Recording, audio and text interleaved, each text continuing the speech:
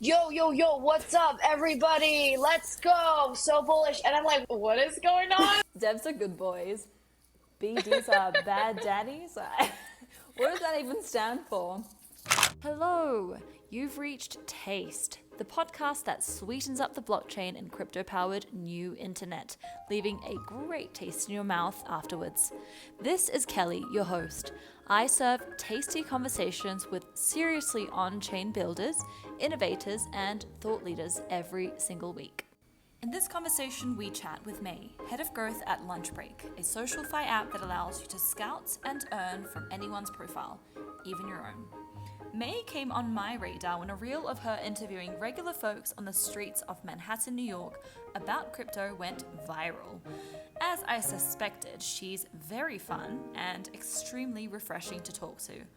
We talked about her journey from China to the US, working a short stint in consulting and then getting crypto pilled, marketing, the challenges and fun parts of it, dating in New York, a little bit about Lunchbreak, why the name, what it does, and the why. Lastly, we talk about the secret behind mustering up the courage to interview random people on the street about one of the world's most controversial topics. Hope you enjoy, and as usual, bon appetit. What's up? What's up? Hi. We did have a parasocial relationship, but now we have a relationship. So I'm super stoked about this. You lead growth and marketing and strategy, am I wrong? At Lunchbreak. Yeah, pretty much. Just a generalist who does a little bit of everything. We love. The world is going to be ruled by generalists. That's my theory. So yeah, I think I discovered you on social media, like Twitter or X to be specific. And it was because there was like a reel of you just going like women on the street style around New York, asking people like, I think the viral one was, would you rather date a 5'6" doctor or 6'5" crypto bro? Yep. I loved it. I was like, this is so refreshing. Yes. So I do want to start with the most important question. Would you rather date a 5'6" doctor or a 6'5" crypto bro? That's a good question. I feel like me at different phase of my life would answer completely differently. Before this year, I would 100% say like doctor. Because first of all, like height really doesn't matter to me. As long as you're taller than me, then I'm okay. I'm 5'4", by the way. And doctor, yeah, I don't really care about jobs all that much. So as long as you're an interesting person outside of your profession, then it doesn't really matter. But then this year, after I kind of got into crypto, a lot of my sort of like stereotypical thoughts or views that I had on crypto bros got changed. From me interacting, having like really personal and deep connections that I managed to build with people in the space, I actually was able to kind of get over a lot of those like negative kind of perceptions. Yeah, so I would actually say that I'd be down to, it's like a 60-40 split, and it's leaning towards crypto bro now. Interesting. That's about the same split as your most recent poll. But I actually want to like linger a little bit more on this question. Who would your family rather have you date? Because like I feel the same. Like I come from, Asian immigrant family. It's always been like you have to be a doctor or you have to marry one. Like it's one or the other. That's funny. Like my parents don't know I work in crypto. No. I did not tell them. So basically switched jobs like mid-April, and I was in consulting before. And so I graduated college in 2022, and I've been in consulting for maybe like a year and a half. And then my parents always like, that's still what they think I do. And ever since I switched, I've just told them that I work at a startup. And they never ask because my parents are pretty like hands off. They don't really care. And even if I tell them I work in crypto, I feel like they wouldn't really mind. Okay. But in terms of dating though, probably if I can rebrand crypto as finance, they wouldn't care. But otherwise, they probably pick doctor. Interesting. Well, you're technically not lying to them. Like you're working at a startup. It's just that it's in like magic internet money. you know, like, Exactly. I'm sorry, I love you. That's how I see it. Like, it's just magic internet money, or just, like, it is the frontier of culture, which I think it's pretty cool. Like, Yeah. ever since I've gotten to know more, like, learn about the culture side of things and also the technology behind it that powers everything, I'm personally very, very intrigued. And I guess super nerdy about these kind of things. I started, like, reading white papers for a whole week, like, Wow. at the start of my job. It was just, yeah, no, I'm actually, I'm enjoying my time a lot in crypto. That's good to hear. That's what we want to hear, right? I would hate to like hear that someone's stuck in this industry, like, because actually, like, personally, I feel like once you like work in crypto for some time, it's impossible to work in any other industry. Like, you're an alien. Your worldview will never be the same. So we're all doomed, really, if crypto crashes forever. But yeah. I do have that fear. Because, like, what if one day I do want to return back to, like, a traditional industry? I don't want to feel jaded by crypto. Right. Yeah, Yeah. that'll be fine. We'll be okay. Hashtag walk me or whatever. So your recent poll said, okay, I'm genuinely curious. Would you rather date a dev nerd or a BD person? So you've already decided you're going to date a crypto bro, but there's like different flavors of crypto bro. Yeah, answer this question for me. Crypto dev nerd or crypto BD? Dev nerd, for sure. Like, 100%. That's why I commented under my own post. I was like, I'm so surprised that there are like 40% of people answering BD, because I would absolutely not choose BD, because I love wisdom. I think I would rather date. Okay, no, okay. Wisdom is not the right term, because like not all engineers are like, wise. They're smart, but they're not always wise. So that's a completely different concept. I would rather date brain than outgoingness. So that's sort of like differentiation I would put down there. Like, Okay. I just love like having my partner pick on my brain and like kind of like pose, like, it doesn't have to be math questions, but it has to be something that's super interesting where we can like have debates on.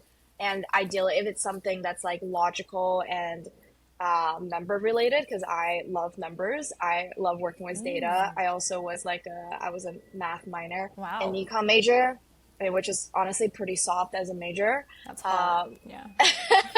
It's more humanity focused, so I really wouldn't say I was like a STEM person, but I find smartness really attractive. So I think developers oftentimes they have that ability of thinking. Well, ideally, if like I don't wish that they're like a couch potato or something like that, who just like sits in front of the computer and coding all the time. That's not okay. Like, you still have to be able to socialize and talk to people. But sure.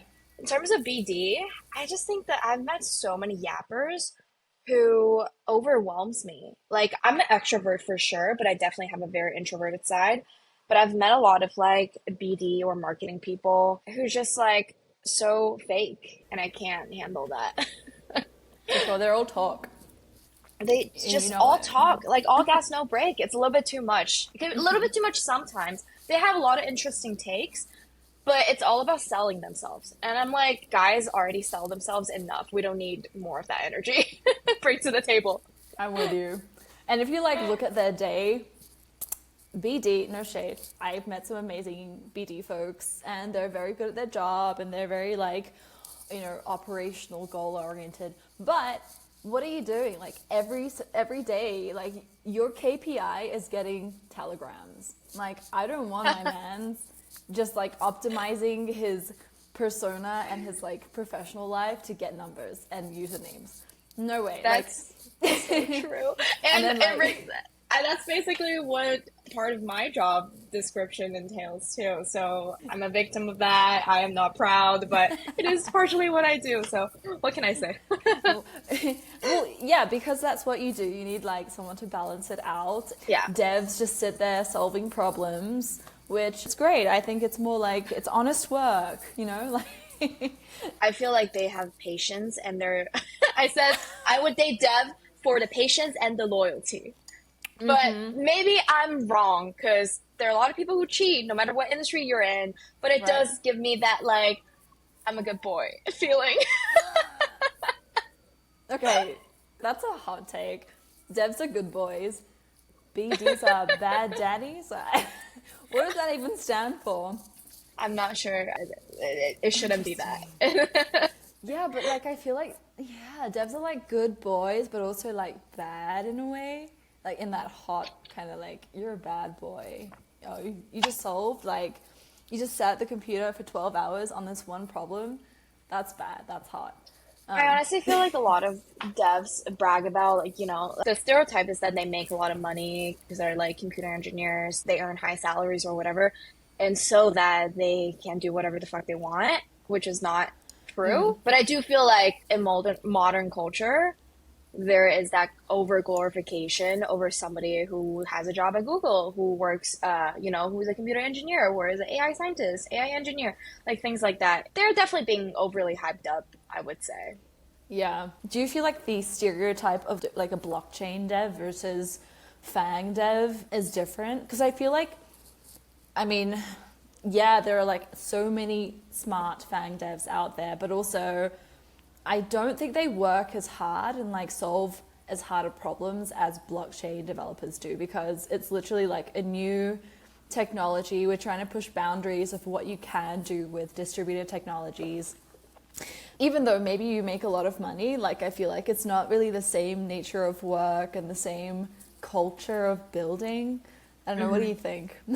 I do agree. Generally, I would agree. I don't know enough of that world to make a full statement on it, but I definitely agree that I feel like devs in crypto has to have some people skill to a certain extent. Like they need to know like what's the culture around the things that are building. They have to collaborate with a rather smaller team versus, people who are in more established industries with very clear outlined streams of work. You can just like take one kind of stream and run with it. You don't have to care too much about. I feel like communication is way more important in crypto than everywhere else. Like the engineers on our team, they have to interact with like design on a daily basis. Also have to stay active in our Telegram community group chat, which is honestly very admirable, but they're like everywhere all at once and also on Twitter at the same time. So it is, it's like one person wearing multiple hats. It's more impressive.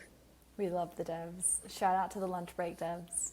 Also, definitely shout out to Lunchbreak devs. I love your UX. I've used the app. Like I did the whole onboarding thing. I've used it. It's so clean, so sexy. So double shout out there. I'm glad you like it. Yeah, we have a really cool designer, and then our devs are all like superstars. They work at a speed of light. But mostly, I feel like we care so much about design, so put a lot of thoughts into it. We don't want to make like a half-baked product that's gonna flop. Thank you. Yeah, anyone listening, I am not sponsored by Lunchbreak. It is like legit. This is my experience. I swear we did not sponsor Kelly. This is not sponsored. All right. Okay, let's dig into your life because I am curious. You're such a cool person. You're working in crypto. You're in New York. What's your story? I know that you weren't born in the US. How did you get here? And like kind of what are the experiences that made you who you are today? That's a big question, but I love talking about my life story, even though I feel like here. Let's start from, so I grew up in China, from like a pretty small city close to Beijing, but I just tell people I'm from Beijing. Moved here when I was like 16, so like in the middle of junior year, I started high school here without like having really gone to an international school before. So my mom's an English teacher, which definitely helped with my English, but I've never been to international school, did any programs, just sort of like airdropped myself in a public high school and started like, trying to pick everything up. So definitely it was a quick culture shift and language shift. And then I went to UVA for college, studied public policy and economics, didn't really know what I wanted to do. Actually, no, at first I wanted to work at the World Bank or like the UN on humanitarian aid side of things. But then I realized I don't have a citizenship. I have a green card now at this point, which does allow me to apply for a lot of jobs. But there's still a lot of barriers of entry as a somewhat like alien person to the US. So I could not apply for some of my dream jobs. It just like wasn't allowed, or like there was a quota. So then I was like, okay, it doesn't seem like I can immediately put my public policy background into use. Let's get into business. So then I just did case interview just like every other college student, enjoyed it, got a consulting job, and then did it for a year and a half, realized that I'm somebody who needs way more kind of autonomy and driving my own initiatives and being creative in my role.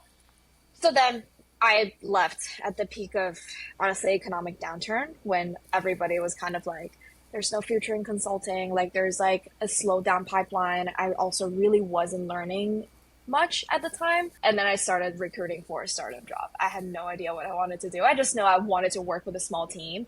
I want to work with complex problems. I don't want to be like challenged, and I want to be stressed. Like I want to be stressed for good reasons. Like I feel like it's the workaholic Asian workaholic nature in my Asian identity. Yeah, and then I just like got connected to my current team. And I really enjoyed some of the conversations I had with the team. So I was like, yeah, let's do it. Let's do it. That's how I started. And now I'm like I was like, I had to study learn everything from scratch. Like my second day at my job, they're like, sign up to Farcaster. And I'm like, the fuck is Farcaster? I'm not even on Twitter. Like, what do you mean another like crypto Twitter?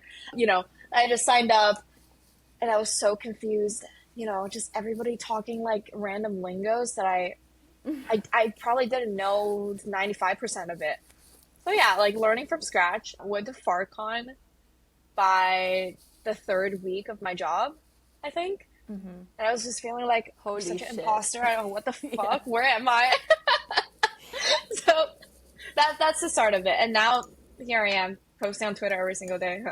That's not proud. Crazy that's a crazy story, because I feel like now you're so tuned in to kind of, because I feel like there's crypto, and then there's like you can get really, really granular about culture, and there's a certain bubble, a certain like niche.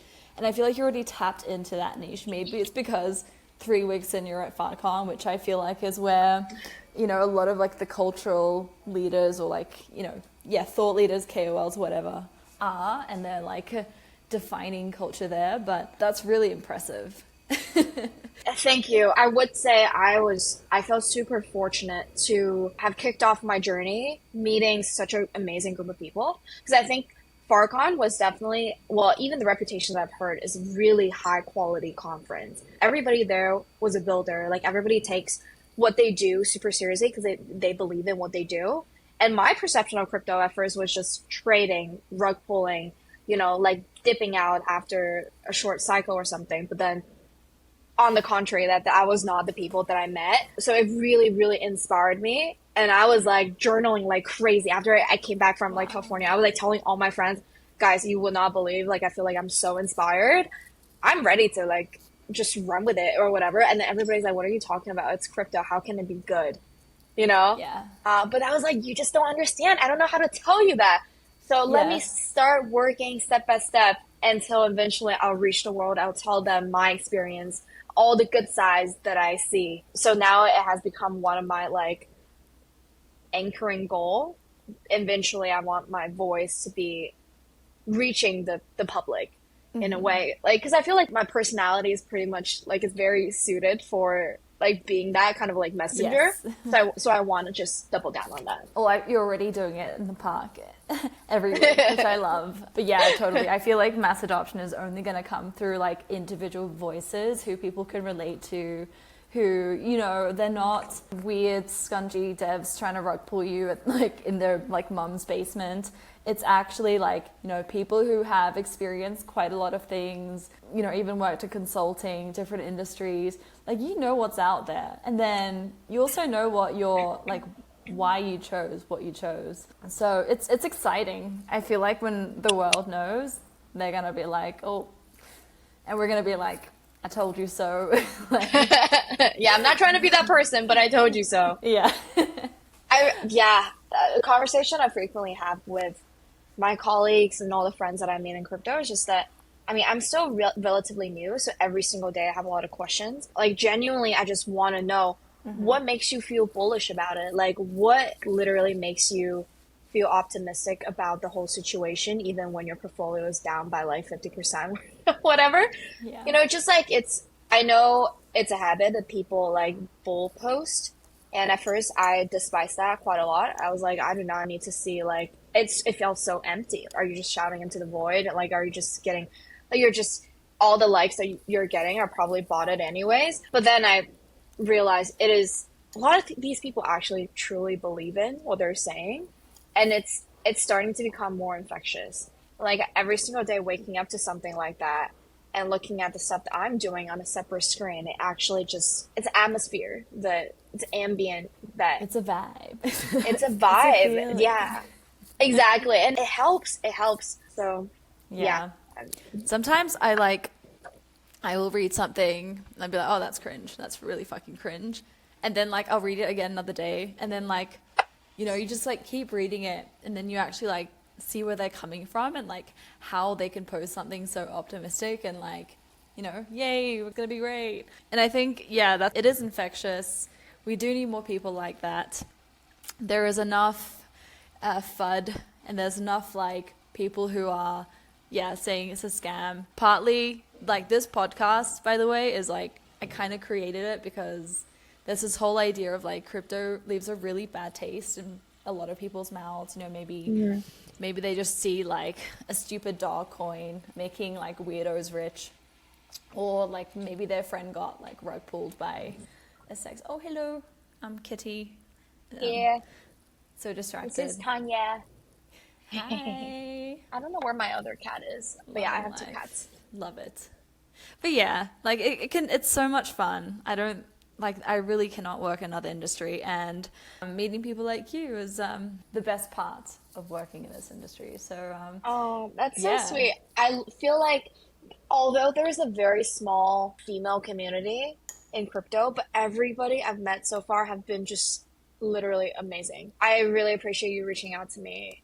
And now we're friends after a 1.5 conversation.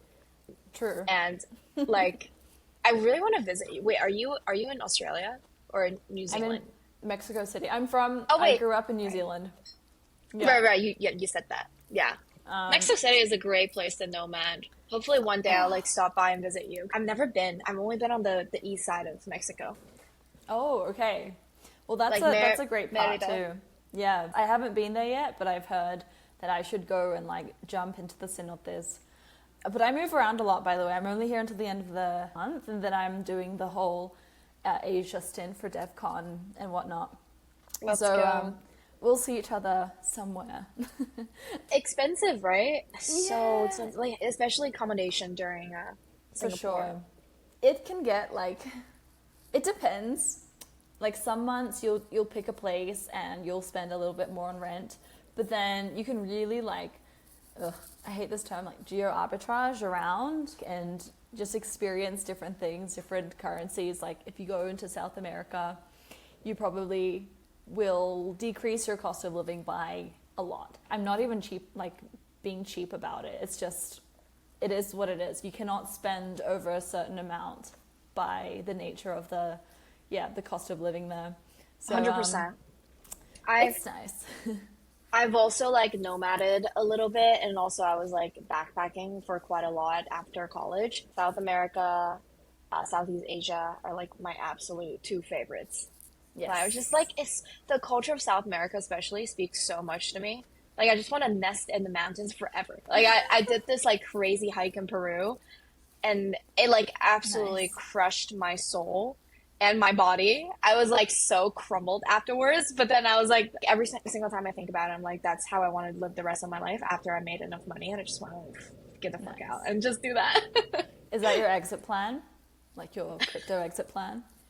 Well, hopefully that won't last too long before I can do that. But no, actually, no. I can see myself like being in the industry for a pretty long time. As long as I can take like pockets of time off to hide in the mountains or be near the beach or like scuba diving and all that, then I'm okay with, returning back to the professional life. Because I do enjoy it. I like Yeah. just being around people who have drives and have ambitions and trying to get somewhere. 100%. And yeah, I guess like the same level of optimism and like attitude towards building. It's really like invigorating, It is. I might say. And every time I take like out of office time or take time off, it's great for like a week, and then I'm like, I'm itchy. I need to do something. Yeah, I need to ship something or talk to someone with goals and dreams. But yeah, I feel you. So how do you touch grass when you're not working?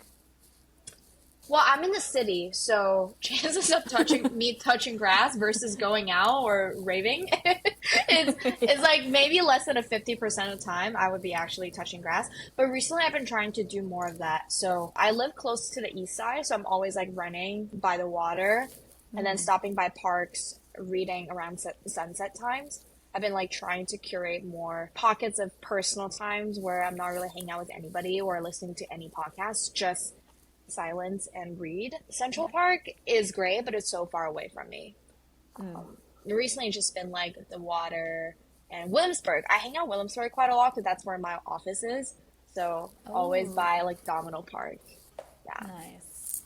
I love Williamsburg.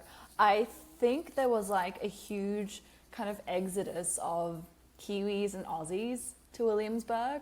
I don't know if they can afford it anymore, so maybe they're all like in Bushwick now. But yeah, I don't think it's like hard to find an Australian or a Kiwi there. Have you bumped into any? My friend group is really diverse. I have like everybody comes from a different national background. Love. We have Aussie girl in our group. We have, yeah, she's probably my first point of contact when it comes to like Australian cultures. But otherwise, I don't think I know that. I met one on Hinge and I became friends with him. Oh, Yeah, he was great. It was great. But then he actually moved closer to me, like in Manhattan now. But do you still hang out with him? we don't hang out that often anymore, but we frequently bump into each other when we're running on the east side, which is a nice feeling. Yeah. Yeah, okay. Unrelated, but kind of related. When you go on a first date with, like, do you talk about crypto a lot? Like, what percentage of the conversation is? I will not talk about anything work related. Like, even when I was in traditional, like, consulting industry, I wouldn't talk about my job at all. Really? It would just, because there's so much else to talk about. Like, you can talk about, like, what happens on the news. You can talk about hobbies. You can talk about traveling. Like, I think traveling and cooking are my two favorite topics to talk about. And then movies, because I watch a lot of movies. Okay. Have you dated anywhere else? Like, not in New York? And Anywhere else like outside of New York? other states? Yeah. I've dated, well, in college, my ex, who I was with for a long time, was from Indonesia. Yeah, so we were like college couple. Nice, nice. I've heard dating in New York is very tricky. My friend, Abril, she just moved there. She's like, yeah, this is what happens. Like, she has all the tea. Oh, interesting.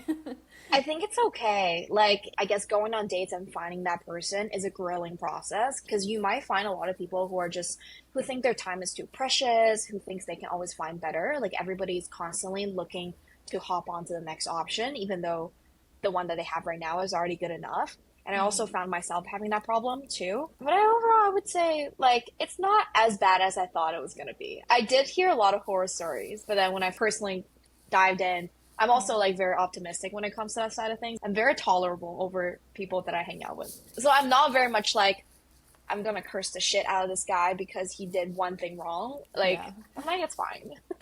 Aw. What's your dream guy? Big questions. That's a big question. That's, I don't know, somebody with ambition, somebody who can help me grow and can grow together with me. Like, that's really, really important. Somebody who's funny, can laugh with me, like silly laughs and mature laughs both have to coexist. So, like, laughs at toilet humor, but also laughs at very complex stand-up comedy. Oh yeah, absolutely. There has to be like smart jokes. Like if you can make a pun out of nowhere, I'll be like, oh my God, that's so attractive. Or you can just giggle nonstop and sound like a duck and I'll find you really adorable. Aww. But yeah. I love that. I love it. Okay, would you ever date someone if he was a Cardano maxi? Is it what? Like, oh, you know, like the whole some girls have an ick with like Cardano holders, like Ada. Oh, wait. Like What's the Cardano? the cryptocurrency. Oh, you're super new. Cardano is the. Hold on, I'll show you. I'm looking. It's a blockchain, but it's like, for some reason, people say like people who hold Cardano are like, I don't know. I actually don't know why they have this preconception, but it's a thing. Funny. Like I've seen on like Hinge, like no Cardano holders. Well, I need to look into this because that sounds like a cultural phenomenon that I need to know, but I don't know anything about it. Okay. Well, maybe at this point then you would be like, yeah, sure, why not? Like, I'll get back to you on this question. okay. I'll do some diving. I'll digging. follow up in a week. Okay, sounds good. Like you return back in a week, May's already left crypto. Yeah, May has left the chat. Yeah. Oh my gosh. Okay, I actually want to move on to lunch break. Super curious. Maybe, I mean, you don't need to like tell me everything, but firstly, the name lunch break. Do you know the story behind it?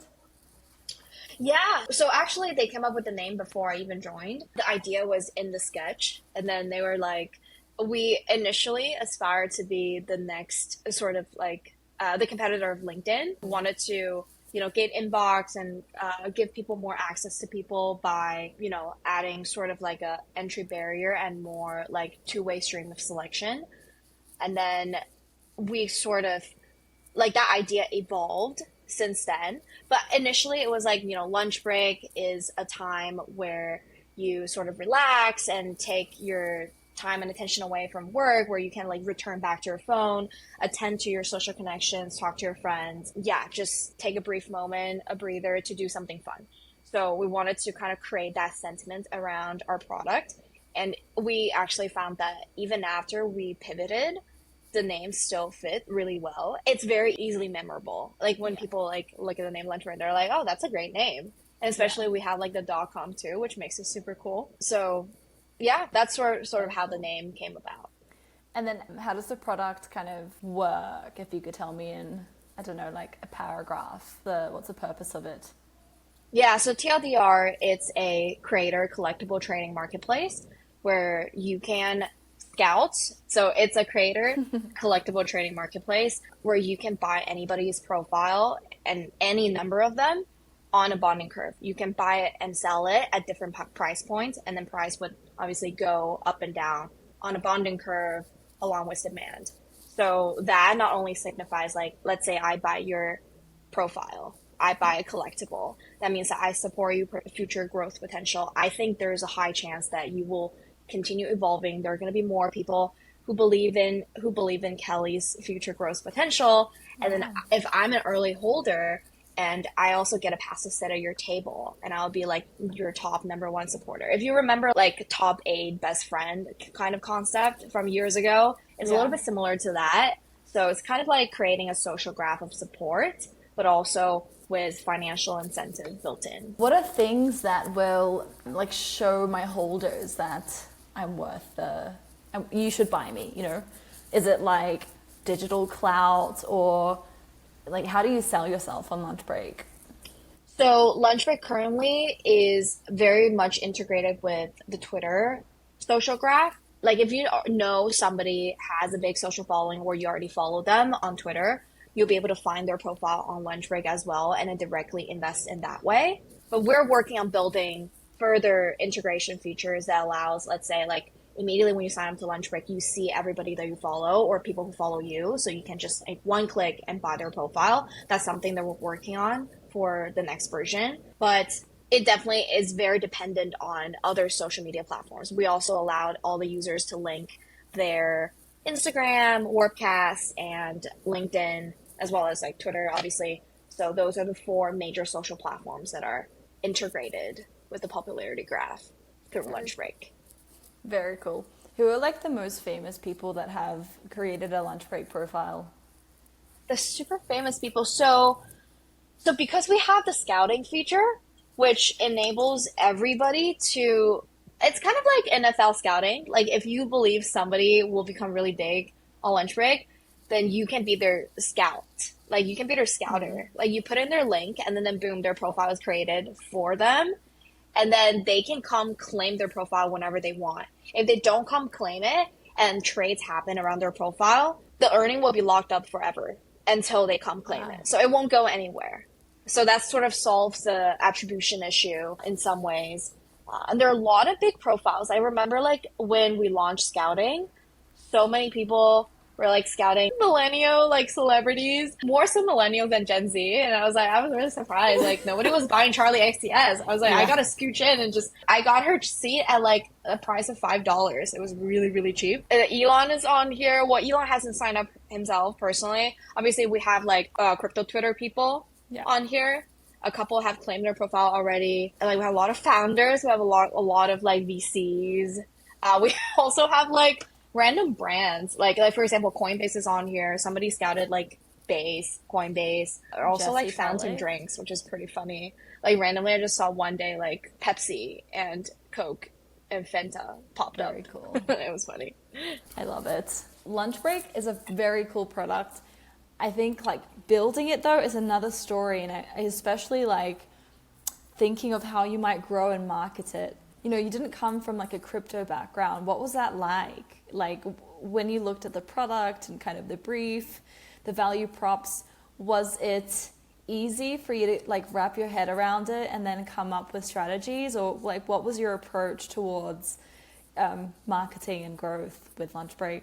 It definitely was very challenging because I took a couple steps to eventually get used to this product and be like, okay, I believe in what I'm doing and I have a plan of attack.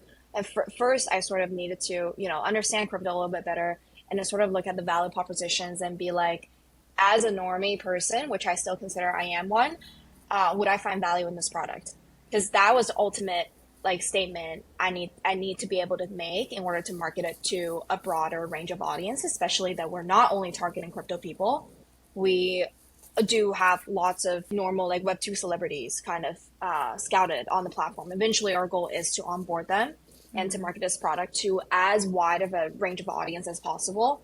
So looking on TikTok, on YouTube, on Instagram, sort of understanding the sentiment shift, going on the streets and asking people questions that are very much like grassrooted, like, knowing exactly how people feel about the space and how people feel about our idea. Like just literally throwing the idea out there and be like, what do you think about a product like this? Can you even wrap your head around it? Those were all really necessary steps to take. And then obviously market research, user research, having like one-on-one conversations. I personally think there's so much value in that. Like obviously, because I'm so new, regardless, having conversations with people one-on-one will help me. So I like actually read like a lot of like user research books to try to build my own way of like my own structure of asking questions so I can eventually get to the answers as fast as possible. So spend a lot of time kind of structuring that. And I think that human psychology is so important. Like without knowing that, you can't really market a product really well. And I think on top of that, getting to know the crypto marketing ways is also very important. And I wouldn't say like I'm far from having mastered it. Definitely still like figuring out how do I create a folder on Telegram? How do I deal with a KOL? Like sometimes I'm just like struck by, the way they talk. I'm like, what do they mean when they say that? Why do they sound like they have so much pride? Like, who are they? Like, it's just like constantly questioning. Yeah, no, definitely. And I'm just like, they have so much pride. Like, I feel like I need to tiptoe around them. Like, that's not what I expected. Like, they're nobody. And then you realize like, you're also nobody. I'm also nobody. So it's sort of like building that mutual understanding, knowing you're just both are trying to get value out of this exchange. So I think this is such a good question though. I find it really hard to like organize my thought. I totally had like a way of answering and then I was like, I lost track because there's so much I wanted to talk about. It's a hard question. Like it's also like, it's a hard question to answer, but then also it's harder to action like it in the flesh because there's so many, it's not just a matter of like playing with data and numbers. It's actually like, it gets you in your feels sometimes when you have, I don't know, maybe you get off like a bad call. This person's like super shady or like cocky and you're like, oh man, this is like a little blow for me in my day, but gotta bounce back. So it's a hard job. I can't imagine. Definitely. I remember when I got on my first Twitter space, I was talking amongst like 150 dudes and I was the only girl. And I was like, whoa, whoa, whoa, like why does everybody talk like that? Like the bros were like, yo, yo, yo, what's up, everybody? Let's go. So bullish. And I'm like, what is going on? Like I just want to be a girl. I just want to like talk about my product. I didn't know I had to do so many fillers and like small talks and yeah, it was bizarre experience. Did you do the same? Were you like, yo, yo, yo, what's up, bros? Like, no, I'm not going to change myself to appeal to their standard. And I'm sure that they find it really refreshing that they have a slightly different voice there. But I'm a very fluid person. Like, I can mirror and match energy pretty well. So I would consider that space went really well. And ever since, I've just been getting used to it. But everybody's a little different. Like, every space is a little different, the way of talking. You just kind of have to mold yourself into that. Yeah. That's true. But you have to be a chameleon in some sense. I'm not sure why, but I think that is the reason, like, love conferences. But after a conference, I'm exhausted. And I think it's because of that. Like, there's so much mirroring that at some point, it's like too many different, like, personas, which is great. It's, like, very interesting. But, yeah, it, like, really drains you at some point. That's my personal experience. I don't know about you. I'm not an extrovert. I realized that like quite, in my mid-20s, I was like, I can like stay home and be very happy with a book, and that's fine. And that's great. I think that's valuable. Like I found myself becoming slightly more introverted after I moved to New York. Like you would think otherwise, but I actually have gotten to value my personal time more and more. And I think you need to like save that energy up. You need to accumulate it before you can release it out there and spend it on the right people. For sure. I don't think like this whole back-to-back crypto conference situation, I'm not a fan. I'm not going, right? But it's just like so pointless. Like it's 80% of the same people. Sure, if you're from North America and you're going to Asia, sure, like you're expanding your network, but you don't have to possibly go to every single one of them, Yeah. Are there any like places that you would go to kind of find your customers and people? Because like you said, like there's not much ROI from just going from crypto conference to crypto conference, but maybe you'll find some unconventional, I don't know, like lead gen parties. Like maybe you go to a local chess club and you onboard everyone to Lunchbreak. I don't know. Do you try these sorts of like thought experiments, or have you thought about this? Definitely. Yeah, we're thinking about it. I think bridging that gap between the, online, like a crypto app with in real life elements is actually super important. We're still on our way, like we're still working towards it. One thing that we thought about doing is by printing out like actual baseball cards of that person's profile and then giving it to them, handing it out to our actual users. I think that would be super exciting. In terms of events, like actually like mingling with creators, influencers, artists, those are all like great ways of marketing our product. And then having that conversation and really understanding like what do they possibly want to get out of using a product like us. I think that's the important question I always try to ask. Love that. Related to this, I'm curious about your Lunch Break on the Street series.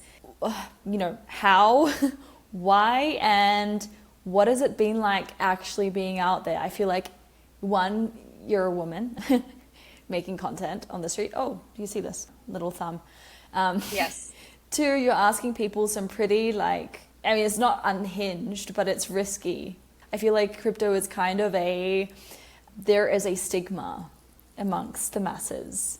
So curious what your experience with creating content on the street has been. It's been pretty smooth, not gonna lie. I enjoy it quite a lot. I'm not really shy in front of people. And also just being in a place like New York and Washington Square Park, which is primarily where my street interviews take place. Everybody's there with the expectation that they will get approached by somebody at some point. So even if you get turned down, like it's totally fine. And I usually bring a friend to film me.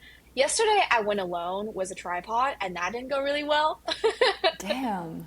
What happened? Yeah, no, I don't think I would do that again. No, it's just like it was a little awkward. It was a little awkward like setting the the tripod up and then like position your camera, because that's just like timely churn, right? It takes like 10 seconds for you to set up, and then it's just like awkward silence. So those moments were not great. They were not cute. You just have to find like friendly looking people who looks like they would have interesting answers, and then strike up the conversation as fluidly as possible, mold it, like sort of like phrase it their way. Like if this person looks like they're super gothy, then you have to phrase it in a gothy way. But if this person looks like they're super techie, then you can be a little bit more serious in the way you ask your questions. You know what I mean?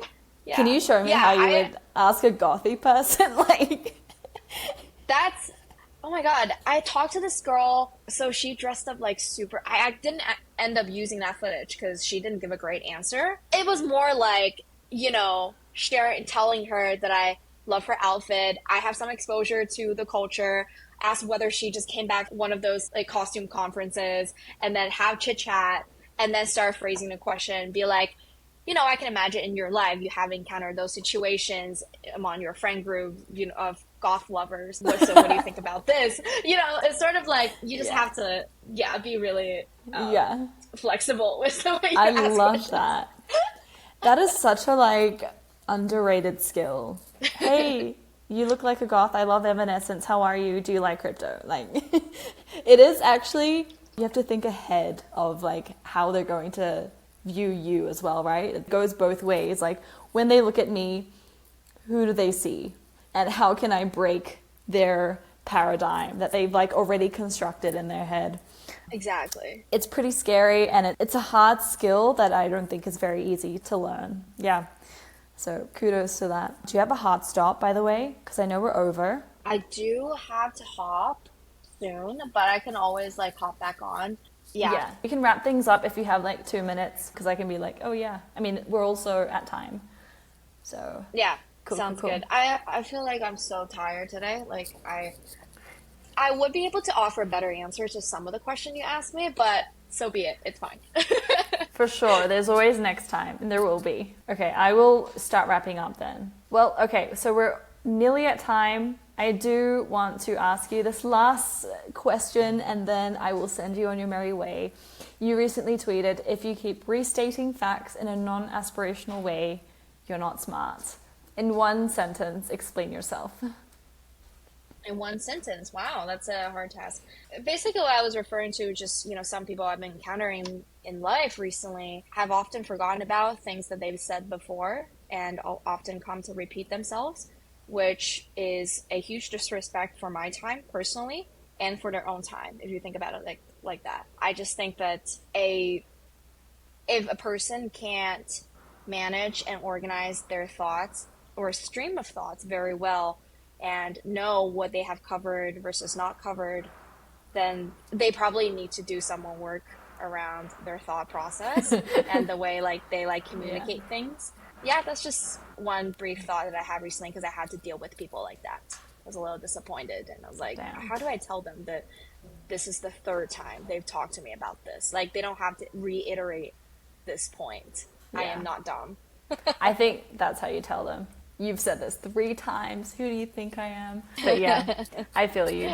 Okay, well, I think that answers all of my questions that I have about the mysterious May. This was super fun, and I'm sure there will be a next time. I hope we can collaborate on some street content at some point. And yeah, where can people find you lastly? And what's coming up for lunch break? Next. So you can find me on Twitter at May Squarepants. I don't know how I came up with this name. I was in college, but I'm a big fan of SpongeBob SquarePants. Maybe that's why. You can find me there, or you can find me on Instagram. Actually, no, don't find me on Instagram. I want to keep my world separate. For lunch break, well, just we have some content cooking, so definitely look forward to what I have to say about my life, our products. And we're launching rewards very, very soon next week. Actually, next Tuesday. My war's here. So watch out for that. Follow Hey Lunch Break on Twitter and make some points before we launch rewards. Love it. Thanks, May. This was awesome. Have a good lunch break. Thank you. You too. Great talking to you.